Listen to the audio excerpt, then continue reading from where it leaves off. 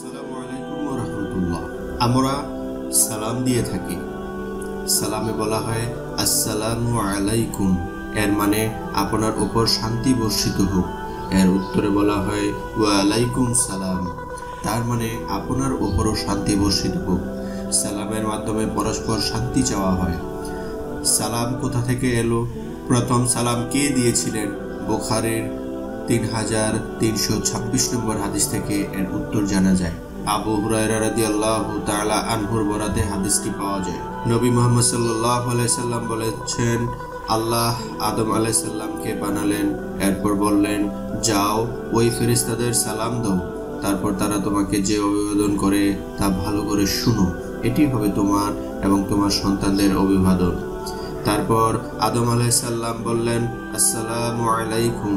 উত্তরে ফেরেশতারা বললেন, ওয়া আলাইকুম সালাম ওয়া রাহমাতুল্লাহ। ফেরেশতারা অতিরিক্ত করে বললেন, ওয়া রাহমাতুল্লাহ, আর আল্লাহ তোমাদের দয়াও করুন, বাড়িয়ে দিলেন। সালাম দেওয়া সুন্নত এবং সালামের উত্তর দেওয়া ওয়াজিব। সালাম দেওয়া এবং সালামের উত্তর দেওয়ার পর মুসাফাহা করা হয়। তাই আসুন আমরা ছোট বড় সবাইকেই সালাম দিই, সালামের বিনিময় গ্রহণ করি আল্লাহ তাআলার কাছ থেকে। আসসালামু আলাইকুম ওয়া রাহমাতুল্লাহ।